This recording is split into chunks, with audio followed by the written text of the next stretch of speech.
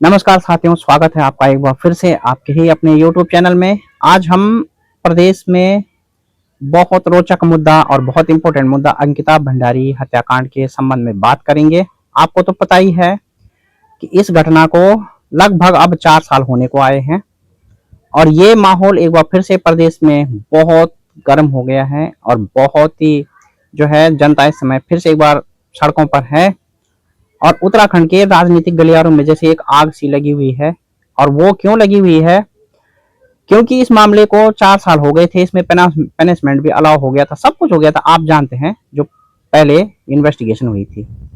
लेकिन बीजेपी के एक विधायक जिसका नाम सुरेश राठौर बताया जा रहा है, उनकी पत्नी उर्मिला सनावर जिनका नाम है, उसके द्वारा सोशल मीडिया पे 29 दिसंबर को एक वीडियो ऑडियो पोस्ट किया जाता है जिसमें वो ये बताती है कि मतलब कौन था वो वीवीआईपी जो वहां पे 19 तारीख को जाने वाला था, जिसके लिए अंकिता भंडारी से एक्स्ट्रा सर्विस देने की बात हो रही थी। तो वो वीवीआईपी कौन था जिसकी जांच न एसआईटी ने की, न पूर्व जो भी जांच कमेटी थी उसने बताई, किसी ने भी नहीं बताई सिवाय अंकिता भंडारी के अलावा। क्योंकि अंकिता भंडारी ने अपने दोस्त से कोई वीवीआईपी को एक्स्ट्रा सर्विस देने की बात बताई गई थी।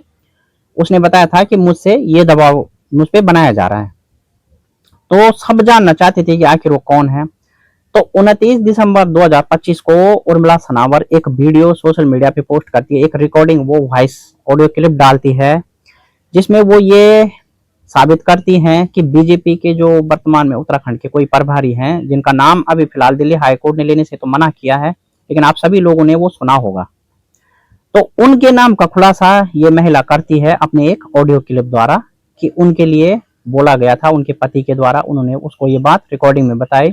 और फिलहाल पूरे प्रदेश भर में उसका नाम गट्टू गट्टू नाम से ये पूरा वायरल कर देती हैं।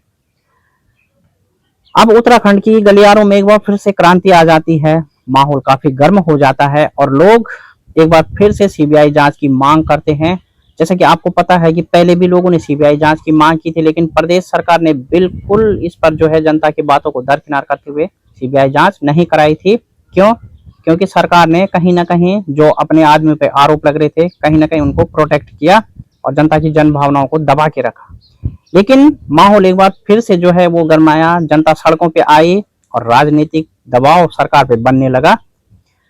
अब जब ये महिला अज्ञात स्थान से सोशल मीडिया पर वीडियो पोस्ट करती है कि वो जांच में सहयोग करना चाहती है, वो उत्तराखंड आना चाहती है, लेकिन उसको खतरा है और उसको लगता है कि उसको अब मार दिया जाएगा, उसके साथ कुछ भी हो सकता है। तो इसके इस प्रयास को देखते हुए और घटना की अहमियत को देखते हुए सामाजिक संगठनों ने इनको सुरक्षा की पूरी गारंटी दी और कहा कि आप उत्तराखंड में आइए, आपको कोई भी एजेंसी तो क्या सरकार तक आपको छू भी नहीं पाएगी और आपकी सुरक्षा हम सुनिश्चित करते हैं। और सामाजिक संगठनों के सहयोग से ये महिला आती है, अपने उत्तराखंड आने का वीडियो भी सोशल मीडिया पे पोस्ट करती है और इस तरह ये महिला अपने आप को लोगों की नजरों में हीरो बना देती है। मतलब हीरो का मतलब है कि आप समझते होंगे कि बिल्कुल एक ब्रांड एम्बेसडर जो होता है वो बना देती है। अब ये महिला उत्तराखंड आती है और सबको लगता है कि अब वीवीआईपी का भी खुलासा होगा। वैसे तो सोशल मीडिया पे सभी ने नाम सुन रखा था, लेकिन उत्तराखंड आते ही इस महिला का एक और रोल लोगों के सामने आ रहा है। अब जबकि ये महिला पहले इतना आग उगल रही थी सोशल मीडिया पे और अब इसने अचानक से मौन धारण कर लिया है और ये डरने का नाटक कर रही है, ये बीमार होने का नाटक कर रही है। अब सवाल ये है कि क्या ये सचमुच नाटक कर रही है या फिर ये वाकई में पहले से बीमार थी। बीजेपी की एक पूर्व मेयर, मतलब पूर्व नहीं है, वो वर्तमान में भी मेयर ही है, बट संबंधित जो जहां घटना हुई थी जिस रिसोर्ट में, तो उसकी जो नगर निगम की मेयर हैं वो कहती थी, उसने एक पहले ही मतलब एक साक्षात्कार में बोल दिया था कि वो इस महिला को 3 साल से जानती है और ये महिला मेंटली डिसऑर्डर की शिकार है, मतलब ये मानसिक तौर से पागल है।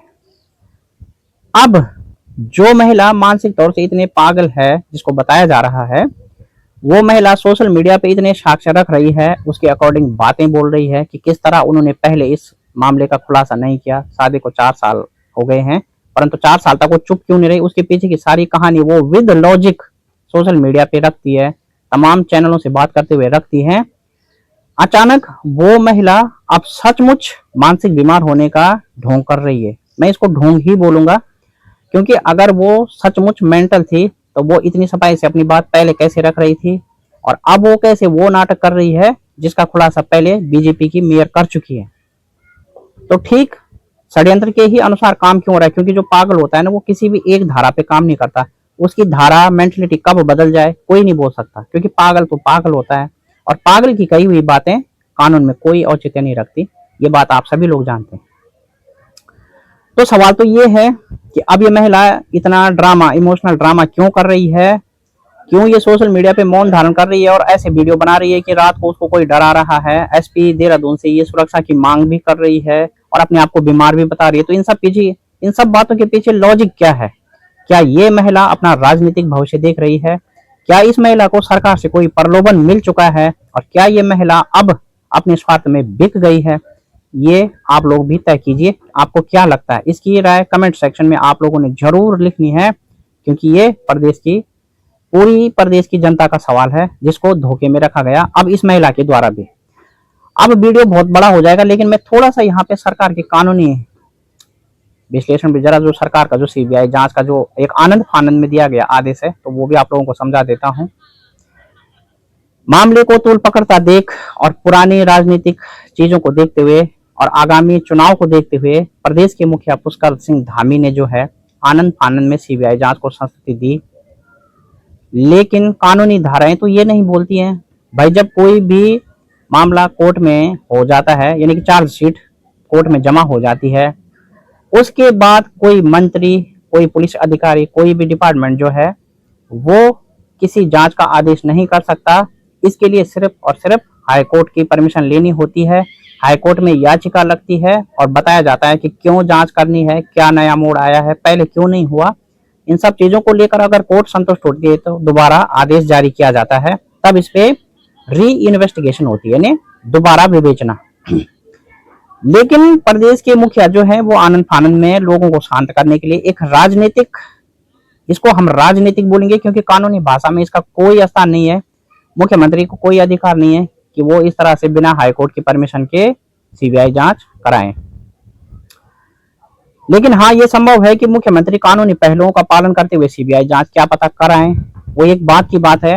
लेकिन वर्तमान में जो सिचुएशन है और मुख्यमंत्री का जो बयान है वो पूरी तरह से राजनीतिक है, इसके कोई मायने नहीं है, और सीबीआई जांच वर्तमान परिस्थिति में असंभव है। क्यों? क्योंकि कानून की धाराएं इसकी इजाजत नहीं देती है, कानून में ऐसा प्रावधान नहीं है, और इसकी बहुत बड़ी विवेचना है। यदि आप लोगों को विस्तार से इस पर जानकारी चाहिए कि कौन सी कानून की धारा इसमें क्या बोलती है, तो आप लोग कमेंट सेक्शन में कमेंट कीजिएगा, मैं आपको जरूर समझाऊंगा कि सीआरपीसी पूर्व में जो धारा थी और वर्तमान में वीएनएस हो चुकी है, उसकी धाराएं क्या कहती हैं, किस धारा के अंतर्गत क्या प्रावधान है, क्यों मुख्यमंत्री अलाउ नहीं कर सकते, क्यों कोई डीजीपी भी नहीं बोल सकता एफआईआर के लिए, जो कि अनिल जोशी ने रिकमेंड किया था, और डीजीपी ने देहरादून के किसी थाने में एफआईआर, वो कितनी लॉजिकल है, उसके पीछे कानून का पालन किया गया है या नहीं, क्या कहती हैं कानूनी धाराएं, और इस महिला के खिलाफ कौन सी कार्रवाई होनी चाहिए, क्योंकि इसने भी पूरे प्रदेश की शांति भंग की है, मजाक किया है अंकिता भंडारी के परिवार के साथ, और किसी भी इज्जतदार व्यक्ति पर इसने कीचड़ उछाला है, तो इन सब की मानहानि भी इन्होंने की है। तो अगर ये साइकोलॉजिकली डिसऑर्डर का हवाला देती हैं तो यकीनन इनके ऊपर भी कार्रवाई होनी चाहिए, और इनका नार्को टेस्ट इनका होना चाहिए, जो ये और नेताओं के लिए कह रही थी ना, इनका नार्को टेस्ट होना चाहिए। तो नार्को टेस्ट उन नेताओं का हो ना हो, इस महिला का जरूर होना चाहिए जो इतना मजाक कर रही है, जिसने अब मौन, बिल्कुल मौन हो गई है, मौन होने की चादर जिसने ओढ़ ली है। पहले इतना आग सोशल मीडिया पे उगल रही थी, लेकिन अचानक ये मौन क्यों हो गई है, इसके पीछे भी जांच होनी चाहिए। आप क्या मानते हैं? कमेंट सेक्शन में अपनी राय ज्यादा से ज्यादा दीजिए, और इस वीडियो को ज्यादा से ज्यादा शेयर कीजिए, इस महिला तक मेरी ये बात जरूर पहुंचाइएगा। मैं आपसे फिर इसी मामले में मिलता हूं नेक्स्ट, तब तक के लिए बहुत बहुत धन्यवाद। Thank you.